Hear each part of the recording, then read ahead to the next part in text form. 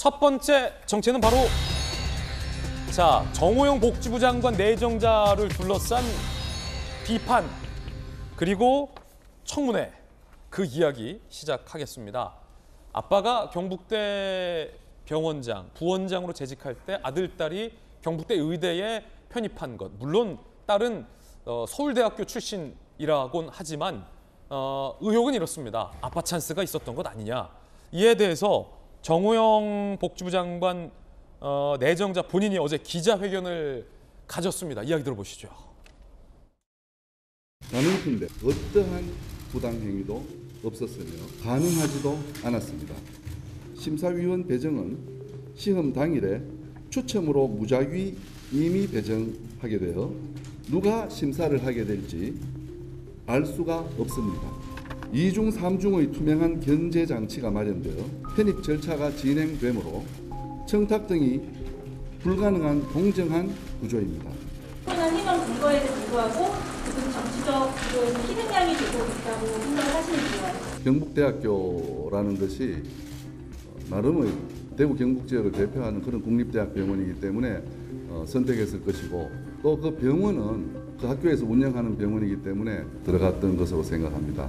그래서 오해를 살 수도 있지만 아버지가 그 학교에 있다고 해서 다른 학교에 보내야 된다 이런 점도 헤아려 주시기 바랍니다. 보건복지부 장관 후보자는 단연컨대 어떤 부당한 행위도 없었다라고 얘기하고 있지만 오늘 많은 언론 보도는 딸에게 특히 구술평가 만점을 준 게 바로 아빠 지인이다라는 의혹도 제기하고 있습니다. 민주당에서는 강한 비판을 했습니다. 이야기 들어보시죠. 핵심 논점에서 벗어난 자기 합리화, 입증 책임을 국민과 국회, 언론으로 돌리는 기자회견이었습니다. 자교 출신 의대 교수 비율이 80%가 넘는 순혈주의가 공고한 경북대에서 과연 병원장 자녀가 편입 입학한 것이 공정했을지 국민의 의문은 이것입니다. 완전 무결을 주장하기 전에 의혹과 의문의 정확한 지점이 무엇인지 제대로 파악하기 위한 경청의 노력부터 더 하시기 바랍니다. 네, 그럼 의혹의 본질이 뭐냐? 뭐가 의혹이냐? 뭐가 아빠 찬스냐 아니냐? 이걸 살펴봐야겠죠? 함께 보시죠. 의대 편입의 아빠 지인이 심사위원이다. 딸 구술평가가 있었는데 딸이 구술평가에서 이제 만점을 몇 명에게 받았습니다. 그런데 만점 준 그 면접위원 3명 중 2명이 정호영 내정자 논문의 공저자다. 같이 논문 쓴 분들인데 아빠 지인이죠. 3명 중 2명이 만점 줬다. 한 명은 또 경북대 의대 동문이다. 그러니까 3명이 다 만점 준 자라는 3명이 공교롭게 다 아는 사람이다라는 의혹이에요. 아들 구술평가위원 중 1명도 논문 공저자다. 근데 다른 고사실에서도 만점 나왔다라고 해명을 했습니다. 아들이 편입 떨어진 다음에 지역인재 전형으로 합격했다라는 거죠. 근데 그 특별 전형은 교육부 방침이다라는 해명이 나왔습니다. 아들이 학부 시절에 논문을 2편 등재했다. 요 대목에서 사실상 이게 조국 판박이 아니냐 뭐 이런 얘기가 있었습니다. 지도 교수와 친분 없고 야간 주말을 활용해서 학부생이 저기에 이제 논문을 2편 등재한 거다. 근데 사실 저거 굉장히 힘든 거예요. 학부생이 학회에 논문을 등재한다는 건 매우 힘든 일입니다. 이건 뭐 박사 학위를 받은 사람들도 힘든 거예요. 2급 현역 판정 아들이 5년 뒤 4급 보충형으로 변경된 것도 의사 3명이 진단했다라고 해명을 했습니다. 자, 이거는 법률가의 날카로운 시선이 먼저 궁금합니다. 정혁진 변호사님, 네네. 자연스럽게 세간에서는 아니 이게 조국 때랑 뭐가 다르냐 뭐 이런 얘기도 나오나 봐요. 비슷해요. 아, 비슷해요? 왜냐하면 부모가 교수였잖아요. 예. 조국 정경심 다 교수님이었고 그다음에 정호영 이제 후보자도 교수인데 뭐 교수면 좋은데 뭐가 문제냐면은 부모가 있는 학교로부터 아주 유리한 자료 같은 것들을 많이 받았어요. 그 조민 씨 같은 경우에는 서울대 공익법센터에서 받았고 그다음에 동양대 표창장도 있었는데 보니까 정호영 그 후보자 관련해 가지고 경북대병원에서 뭐 이것저것 많이 받았죠. 예.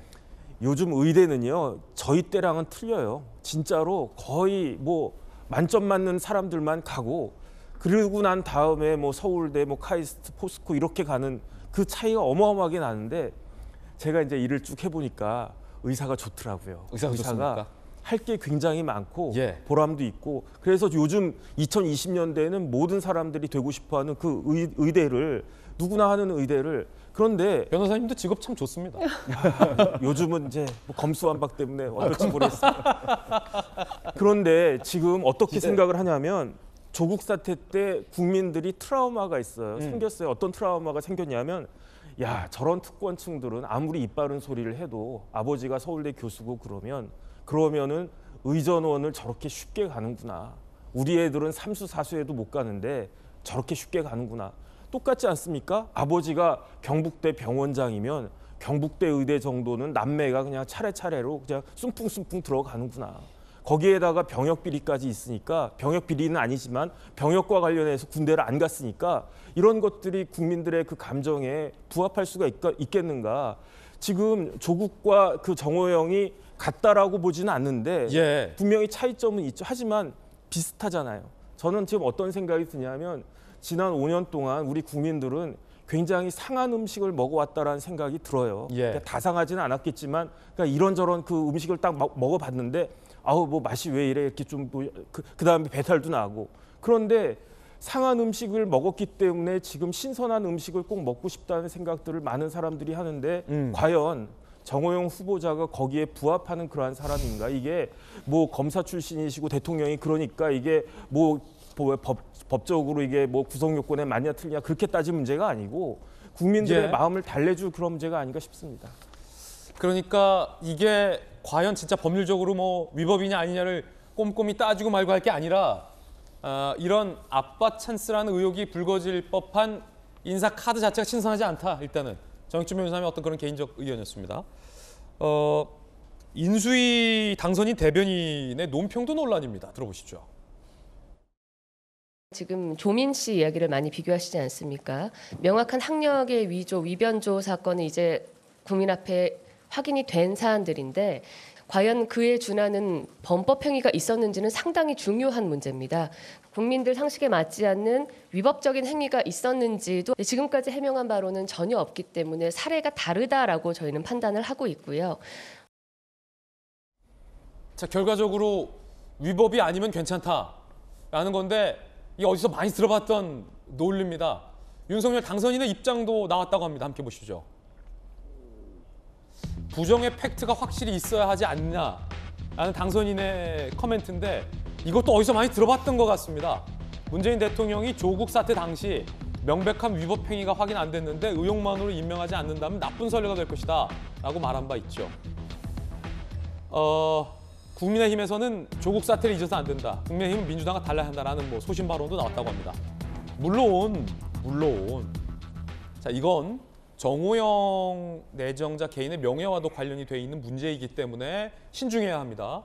조국 장관의 딸 같은 경우는 대법원에서도 상당수 유죄로 인정됐기 때문에 확실한 위법 사실이지만 정호영 장관 내정자의 아들, 딸 문제는 위법 여부는 따져봐야 할 문제이긴 합니다.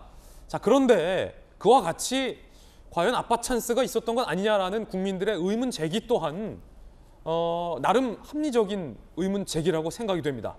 김수경 교수님, 지금 배현진 대변인의 얘기도 그렇고 당선인의 얘기도 그렇고 어디서 많이 들어봤던 얘기예요. 어떻게 보세요? 사실 이거는 법적인 문제보다는 정치적인 문제 같아요. 그러니까 법적으로 그래서 지금 실제 위법 행위가 있었다, 뭐 위변조 같은 것들이 있었다라고 확정 판결을 받지 않는 한 임명할 수 있다라는 식으로 만약에 대응을 한다면 사실 과거의 조국 사태랑 뭐가 다르겠습니까? 사실 뭐 정호영 후보자 입장에서는 뭐 억울한 부분이 있을 수도 있겠죠. 그리고 본인의 명예뿐만 아니라 본인의 모교와 병원의 어떤 그 명예와도 관련되어 있기 때문에 쉽게 사퇴하지 않고 있는 것 같아요. 하지만 지금 이 정권이 어떻게 출범되었는지를 생각해 보면 결국 그 조국 사태가 만들어낸 이 공정성에 대한 그 화두, 얼마나 우리의 그 상류층들이 이렇게 공정하지 못하게 자신의 자녀들의 대학 입시를 관여했었고 그럼에도 불구하고 항상 입으로는 공정을 외쳤던 그 위선 때문에 사람들이 분노했고 결국 그것이 정권 교체로까지 이어지지 않았습니까? 그래서 출범한 정부가 지금 윤석열 정부가 되는 셈인데 비슷한 사례도 사실은 안 치면 안 되죠. 그러니까 예. 비슷한 의혹도 나오지 않는 사람을 충분히 찾을 수 있을 겁니다. 굳이 이렇게 유사한 사례의 후보자를 지명함으로써 출범도 하기 전에 이렇게 부담을 안을 필요가 뭐가 있겠느냐. 윤석열 정부가 그동안 계속해서 외쳐왔던 공정이라는 것이 국민들에게 훨씬 더 납득 가능하고 훨씬 더 많은 영향력을 미치려면 이쯤에서 정호영 후보자가 억울한 부분이 있다 할지라도 정치적으로 물러서는 것이 여러모로 도리에 맞다라는 생각이 듭니다. 물러나게 해야 된다. 라는 김수영 교수님의 의견 들어봤습니다.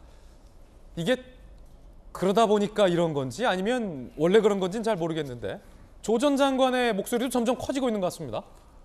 이렇게 얘기했어요. 내 딸과 아들이 차례차례 서울 법대 편입했는데 이런 일이 있었다. 윤석열 검찰은 어떻게 했을까? 부정의 팩트가 확실히 있어야 한다라고 했을까? 교육부 조사로 족하다 했을까? 라고 조 전 장관이 목소리를 높였습니다. 나한테 했던 거 대로 해라.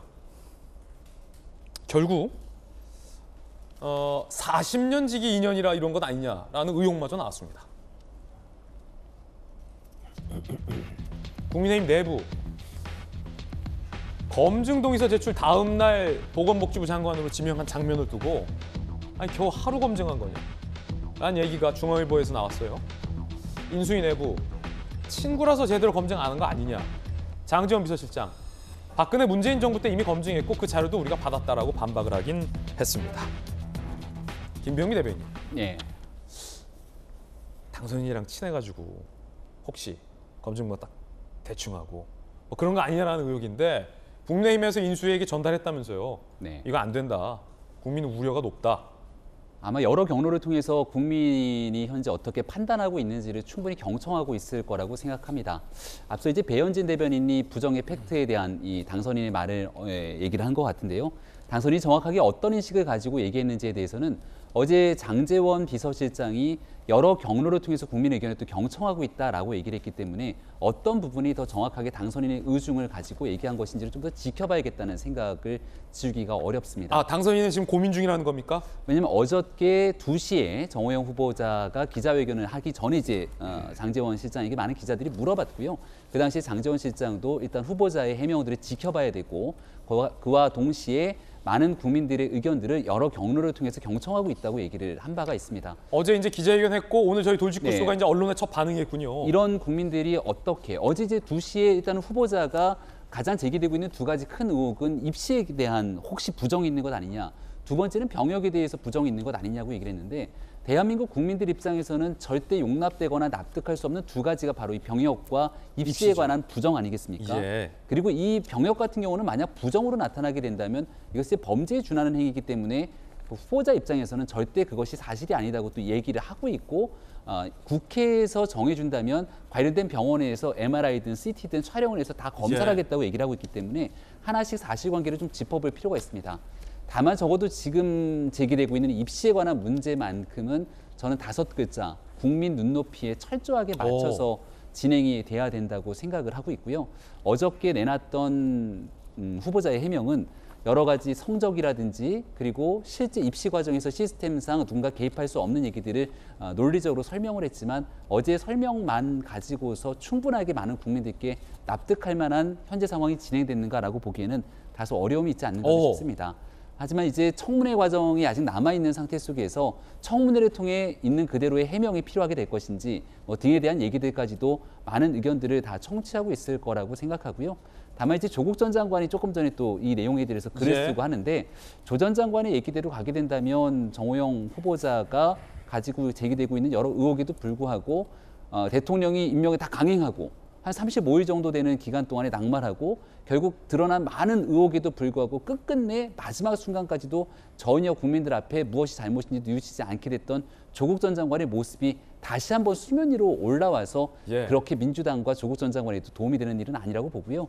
지났던 일들 때문에 우리 국민들이 지켜보는 검증의 눈높이가 훨씬 올라갔다고 생각합니다. 여기에 맞춰서 나머지 있는 기간 차분하게 국민의 의견을 경청하는 시간이 좀 진행되지 않을까 싶습니다. 자, 김병민 대변인 나름 소신 발언했어요. 국민 눈높이에 충분한 해명이 아니었다라는 돌직구 발언과 함께 당선인은 지금 고민 중일 거다.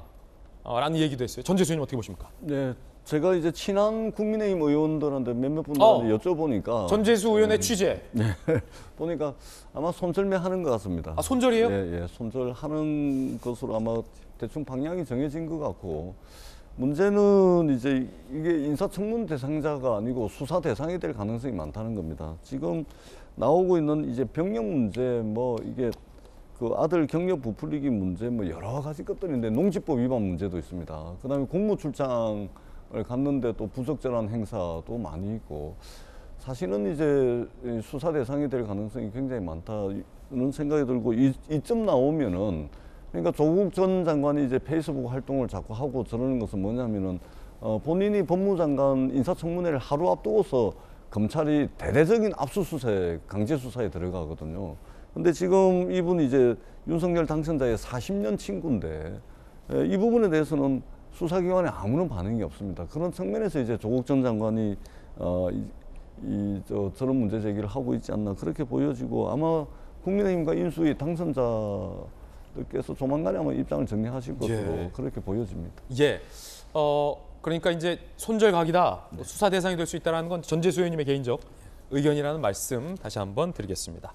앞서 검수완박과 관련된 여론조사, 전재수 의원님이 다른 조사 결과도 있다라고 말씀하셔서 저희들이 곧 찾아보고서 저희 홈페이지에 게재하도록 하겠습니다. 함께 보실 수 있게.